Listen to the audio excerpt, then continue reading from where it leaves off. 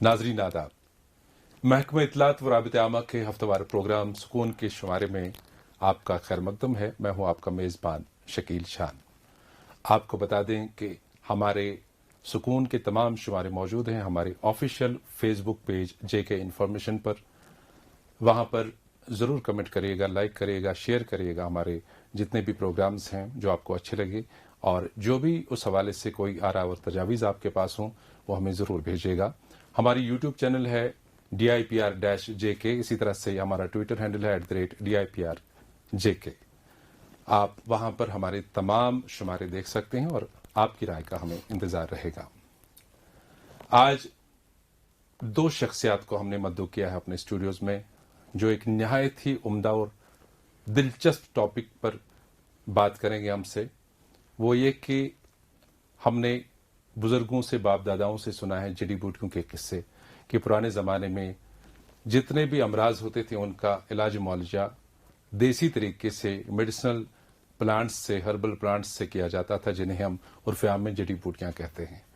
तो उन जड़ी बूटियों के हवाले से आजकल के मुआशरे में क्या असर है, क्या सिनेरियो है आज उस मेडिसिनल इलाज का, इस हवाले से आज हम बात करेंगे। हमारे पास दो एक्सपर्ट्स हैं इस हवाले से, जो कि रज़ाकाराना तौर पर कोशिशें करते हैं इसको फ़रोग़ देने के हवाले से। ये हैं जनाब मंजूर जावेद साहब और इनके साथ हैं डॉक्टर रऊफ़ हमज़ा साहब। आप दोनों का बहुत बहुत इस्तकबाल हमारे सुकून के इस प्रोग्राम में। शुक्रिया। तो सबसे पहला सवाल मेरा मंजूर जावेद साहब आपसे ये रहेगा कि चूंकि जैसे मैंने तमहीद में कह दिया कि हमारे पुराने ज़माने में, जो हम भी घरों में सुनते हैं अपने बुजुर्गों से, कि किसी भी मर्ज का इलाज इन्हीं जड़ी बूटियों से किया जाता था, जबकि मेडिकल साइंस इतना फॉरवर्ड नहीं था, तब भी लोग ठीक हुआ करते थे इन चीज़ों से, और माशाल्लाह वो असर अब भी जारी है इन चीज़ों में और मौजूद है। तो इस हवाले से आपने एफर्ट्स किए, आपने पर्सनल काविशें की हैं जो रंग लाई हैं, रंग ला रही हैं माशाल्लाह।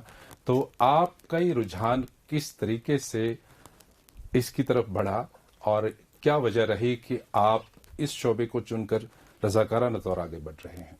जी, दरअसल मुझे आज भी ठीक ठीक याद है कि इस फील्ड में आने में मेरी जो वालिदा साहिबा हैं उनका काफ़ी सारा कंट्रीब्यूशन रहा है। जी हाँ। तो बचपन में मुझे बिल्कुल आज भी याद पड़ता है कि जब हम बीमार पड़ते थे, जैसे कान में दर्द होता था, जिसे हम ईयर एक कहते हैं, या गले में सूजन होती थी जिसे टॉन्सिलाइटिस कहते हैं, तो काफ़ी तकलीफ हुआ करती थी। जी। तो हम उम्मीद भरी नज़रों से अपनी वालिदा साहिबा की तरफ देखते थे कि वो हमारा कुछ इलाज उनके पास करें। कोई टोटके होंगे, कोई टोटका होता था तो ज़रूर, और वो काफ़ी इफेक्टिव होता था। जी। और बिल्कुल मुझे सही तौर पे याद है कि जब गले में ये दर्द होता था तो एक प्लांट हमारे पास हुआ करता है जिसे एल्सिया रोजिया कहते हैं, बॉटनिकल नाम है इसका।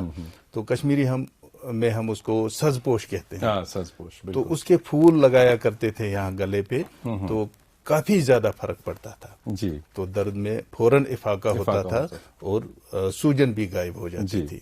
तो मुझे आज भी याद है कि ये जो प्लांट्स हैं ये काफी इफेक्टिव हैं। तो इसका हम ये मतलब माने कि जो तरगीब, जो इंस्पिरेशन पीछे थी, वो आपके घर से ही शुरू हुई। बिल्कुल इस चीज की तरफ। इसके साथ साथ मैं ये भी कहना चाहूंगा कि जो हमारे खानदान में बुजुर्ग लोग थे तो वो भी ये हिकमत का काम किया करते थे। अच्छा। तो वहाँ से भी इंस्पिरेशन मिली है, क्योंकि हमारी वालिदा साहिबा उनकी कहानियां हमें बताया करती थी, तो उससे हमें काफी इंस्पिरेशन। तो ज़िमनी यहाँ पे मुझे याद आया, चूंकि आपका ताल्लुक अच्छाबल से, जो कि एक सेहत अफजा मकाम भी है और माशाल्लाह जंगलात भी साथ ही हैं, तो क्या ये जड़ी बूटियां आपको वहीं पे बहम होती थी?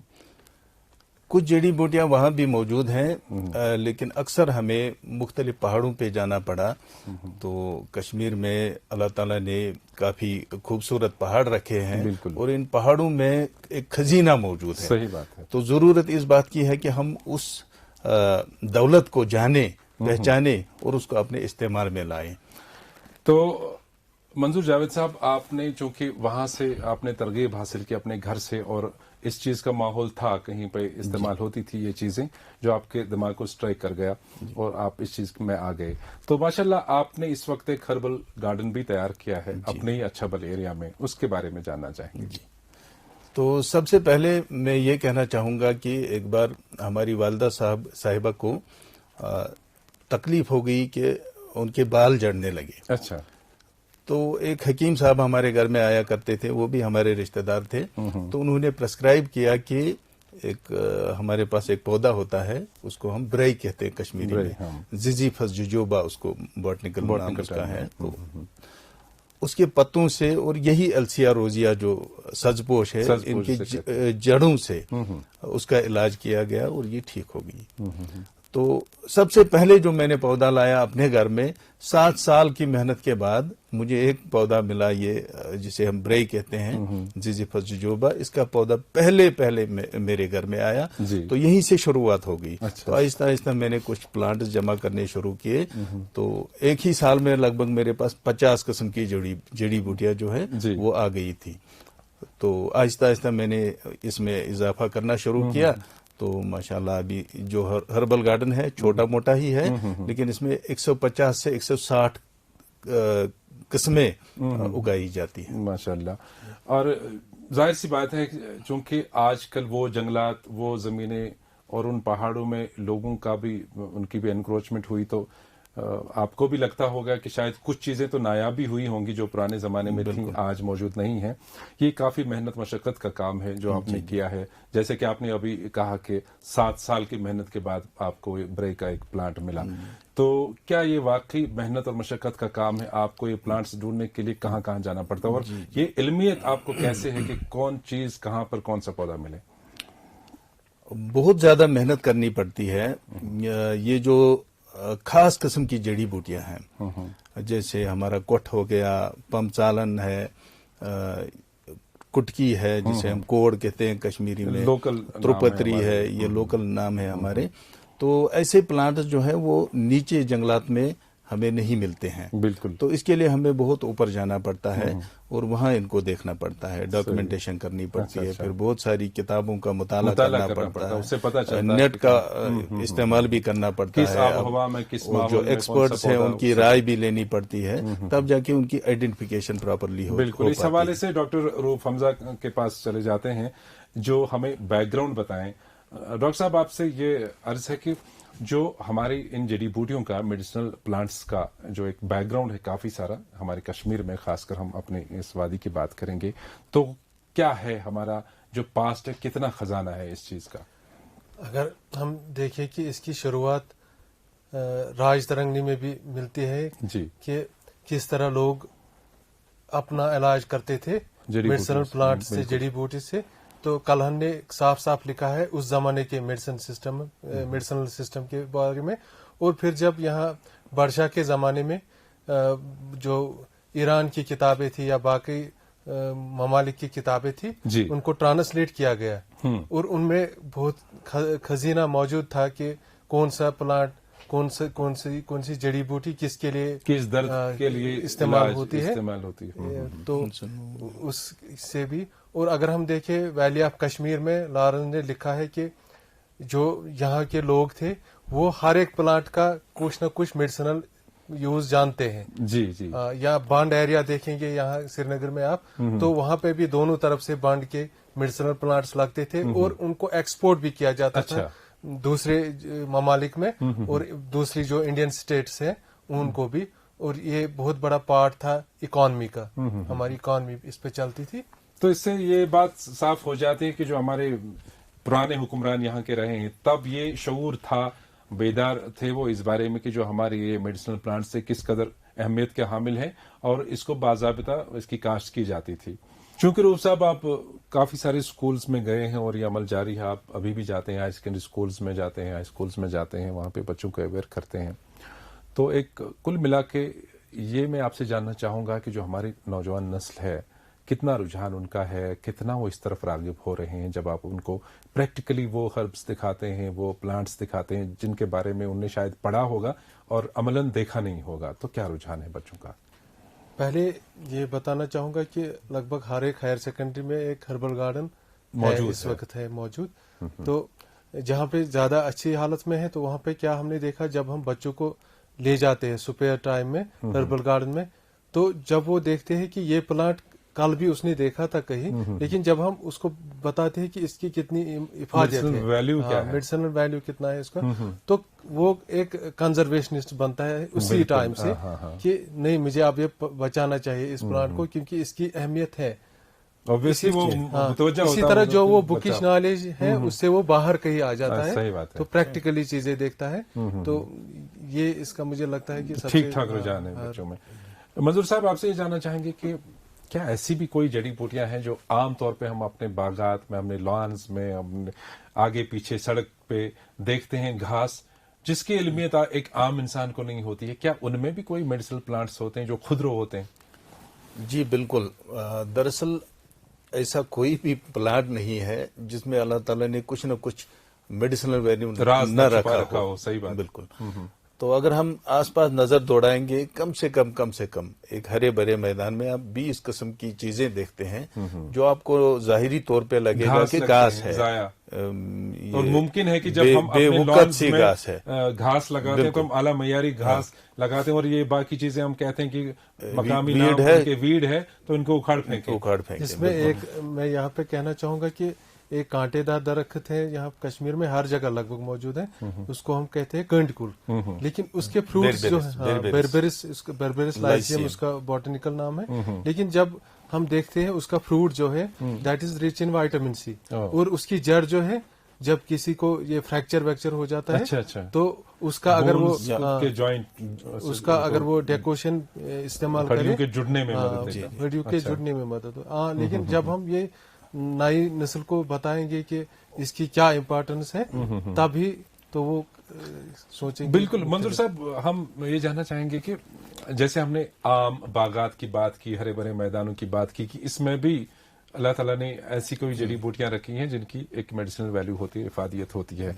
आम तौर पे हम अपने आबोहवा की बात करेंगे, जो हमारा टोटल वादी का एनवायरनमेंट है, मौसमी एतबार से कहाँ कहाँ किन किन जगहों पर कौन कौन सी जमीन इसके लिए मौजूद रहती है जहां पे ये जड़ी बूटियां उगती हैं? जी, दरअसल जो जड़ी बूटियां होती हैं जो ऑफिशियली यूज होती हैं मुख्तलिफ अद्वियात में, वो ऊंचे ऊंचे पहाड़ों पे ही मिलती हैं। अच्छा। लेकिन उनको नीचे लाकर मैदानी इलाकों में उगाया भी जा सकता है। ये मुमकिन हालांकि है? हाँ, ये बिल्कुल मुमकिन है। हालांकि जो एक्सपर्ट्स हैं उनका मानना यह है कि उनमें जो मेडिसिनल वैल्यू होता है थोड़ा सा कम हो जाता है। ठीक है, जो चूंकि ये एलिवेशन पे होते हैं तो वहाँ स्ट्रेस ज्यादा होता है, तो वो फाइटोकेमिकल्स की मिकदार जो होती है वो उनमें ज्यादा होती है। लेकिन जब हम उनको मैदानी इलाकों में लाते हैं वहाँ पे उतना स्ट्रेस नहीं होता है, तो वो प्रोडक्शन उनकी कम हो जाती है। लेकिन फिर भी उनमें से ठीक ठाक मिकदार में हमें वो अज्जियात मिलते हैं, वो अज्जा उनमें मौजूद होते हैं जिनको हम मेडिसिनल यूज में ला सकते हैं और बीमारियों का इलाज कर सकते हैं। तो आम तौर पे एक ब्रॉडर लेवल पे अगर हम बात करें सॉइल टाइप की या कंड्यूसिव एटमॉस्फेयर की, तो कौन सी जमीन, कौन सी सॉइल आपको मौजूद लगती है कि जहां पे हम ज्यादा से ज्यादा मेडिसिनल प्लांट्स की काश्त कर सकते? अल्लाह ताला ने कश्मीर को बेपनाह हुस्न से नवाजा है, और इसके साथ साथ जो यहाँ की जमीन है वो काफी जरखेज है। जी। तो चूंकि ये टेम्परेट इलाका कहलाया जाता है, तो इस टेम्परेट इलाके में ऐसी खास जड़ी बूटियां होती हैं जो गर्म इलाकों में नहीं पाई जाती हैं। तो इस हिसाब से हमारी जो आम इस्तेमाल की जड़ी बूटियां हैं उनके लिए ये मौजून जमीन है, तो कोई दिक्कत नहीं है, कहीं भी हम ये मेडिसिनल प्लांट्स उगा सकते हैं, और माशाल्लाह हमें हर जगह अच्छी सक्सेस मिली है। आमतौर पे जब देखते हैं ना कि हम, जैसे कि हमने शुरू में भी ये कहा, आपने भी कहा, मैंने भी कहा कि बड़े बुजुर्गों से हम जड़ी बूटियों के बारे में कहते थे, ये सुनते थे, तो आमतौर पे हमें ये बताया जाता था कि जंगलों में जाके उन दिनों लोग ढूंढते थे, तलाश करते थे इन जड़ी बूटियों की, मेडिसिनल प्लांट्स की। तो क्या अभी भी हमारे जंगलात माला माल हैं इन जड़ी बूटियों से?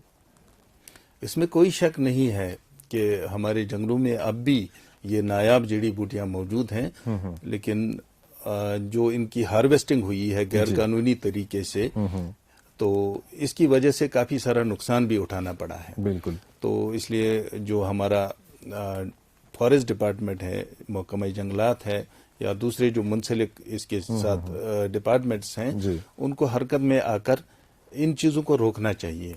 हालांकि अभी भी रोक लगी हुई है, लेकिन अभी और रोक लगाने कहीं कहीं पे अभी भी स्मगलिंग होती है, एनक्रोचमेंट होती है, या मुख्तलिफ किस्म के नुकसानात होते हैं, जिससे ये जड़ी बूटियां हैं खतरे में आ जाती हैं। बिल्कुल। फिलहाल एक मिशन के तौर पर आप स्कूल्स में स्टूडेंट्स को अवेयर करते हैं इस बारे में, तो क्या आपको कहीं लग रहा है जरूरत है आम लोगों को, मासेस को इस बारे में अवेयर करने की, ताकि जैसे कि स्कूल कंपाउंड यार्ड्स में आपने कहा कि एक एक हर्बल गार्डन लगभग तमाम हायर सेकेंडरीज में मौजूद है इस वक्त, क्या हम लोग घरों में नहीं हर्बल गार्डन के लिए एक पैच रख सकते हैं अपनी जमीन अगर अवेलेबल है तो? डेफिनेटली, जैसे मंजूर साहब कह रहे थे कि इनके घर में एक हर्बल गार्डन है, इसी तरह मेरे घर में भी एक छोटा सा हर्बल गार्डन है, लगभग 50 मुख्तलिफ किस्म के अक़साम। आप दोनों के घर में नहीं होगा तो कहाँ होगा, लेकिन हम ये जानना चाहेंगे कि देखिए, जो इसके साथ फॉर एग्जांपल हमने एक क्यूरेटर रखा है हर एक हर्बल गार्डन के लिए, जो एक जनरली एक बॉटनी का लेक्चरर होता है या एनवायरमेंटल साइंस का लेक्चरर, लेकिन उनमें भी इतनी अवेयरनेस हो गई है कि most of the lecturers now have herbal garden in their home. तो मंजूर साहब, मुझे लगता है कि कहीं ना कहीं जरूरत है इस चीज की, जैसे कि एक मिशन मोड के तहत आप फिलहाल मतलब स्कूल एजुकेशन डिपार्टमेंट की तरफ से एक ये स्कीम चला रहे हैं, तो ये मेरी जाती एक फीलिंग है कि आम लोगों की बेदारी के लिए भी कुछ ऐसा कोई प्रोग्राम चले, कोई वर्कशॉप्स ऐसे हों जहां आम जो हमारे किसान हैं, ज़राअत के साथ जुड़े हैं, जिनके आंगन हैं, जिनके कंपाउंड यार्ड्स ठीक ठाक हैं, जहां पे सब्जी उगती है, एक साइड में हम हर्बल गार्डन भी एक छोटा मोटा बना सकते हैं, उसके लिए एक मास अवेयरनेस की जरूरत है। तो क्या आपको लगता है कि कहीं ये पॉसिबल है, एक मास अवेयरनेस की जरूरत है और इसके लिए कोई इंस्टीट्यूट सामने आ जाएंगे? एक खुशाइन बात यह है कि जो हमारे दूसरे मुंसलिक डिपार्टमेंट्स हैं, जैसे हमारा ISM डिपार्टमेंट है, इंडियन सिस्टम ऑफ मेडिसिन, जिसको हम आम फहम जबान में आयुष या यूनानी, आयुर्वेदिक वगैरह, होम्योपैथी बोलते हैं, तो वो डिपार्टमेंट भी अब हरकत में आ गया है। तो उन्होंने भी काफी सारे अवेयरनेस प्रोग्राम्स किए हैं, और हम उनके साथ कुछ हर्बल गार्डन्स ऐसे बना रहे हैं जो उनके वेलनेस सेंटर्स हैं। तो उनके पास जो नजदीकी स्कूल होगा तो उस स्कूल में एक हर्बल गार्डन बनेगा। बिल्कुल। तो नेचुरली जो उनका वेलनेस सेंटर है और हमारा स्कूल है और लोकेलिटी है, कम्युनिटी के लोग हैं, वो सारे जुड़ जाएंगे और उनमें ये बेदारी जो है वो पैदा होगी।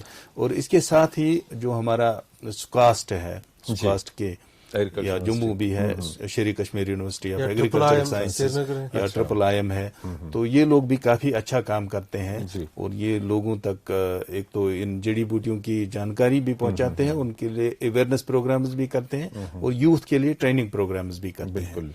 हाल ही में इनका एक प्रोग्राम यहाँ गांधरबल में इख्तिताम पजीर हुआ, तो उस प्रोग्राम में कम से कम 25-30 लोग जो यूथ हैं हमारे, उनको ट्रेनिंग दी गई, और अगर वो चाहें तो उनको सपोर्ट भी मिल सकता है कि वो इन मेडिसिनल प्लांट्स की काश्त भी करें और एक छोटी मोटी फैक्ट्री भी डाल सकते हैं। तो उसके लिए उनको तमाम सपोर्ट जो चाहिए वो डिपार्टमेंट मुहैया कर सकता है। वैसे भी नाजरीन, जो हमारी मरकजी सरकार है वो आयुष को बढ़ावा देने के लिए बड़े पैमाने पर काम करती है, और हमारी मकामी सतह पर भी मंजूर जावेद साहब और डॉक्टर रूफ हमजा साहब जैसे लोग जो हैं ये उठ खड़े हुए हैं और मिशन के तहत इसकी आबियारी करते हैं।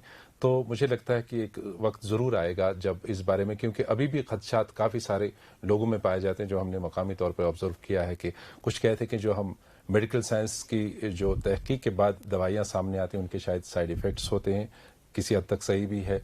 और जबकि एक कंपैरिजन में वो देखते हैं कि जब आयुष के जब हम मेडिसिनल हर्ब्स इस्तेमाल करते हैं तो इनके कोई साइड इफ़ेक्ट्स नहीं होते हैं।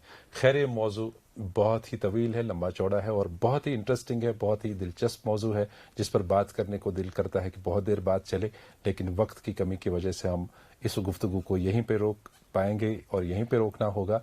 मैं एक बार फिर शुक्रिया अदा करूंगा अपने मधु मेहमानों का, यहाँ हमारे मंजूर जावेद साहब और डॉक्टर रूफ हमजा साहब का आपका बहुत बहुत शुक्रिया।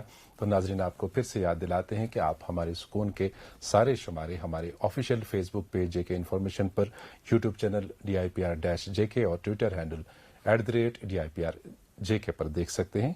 आपकी राय के हम मुंतज़िर रहेंगे। दीजिए अपने मेज़बान को आज के प्रोग्राम से इजाज़त। खुदा हाफिज।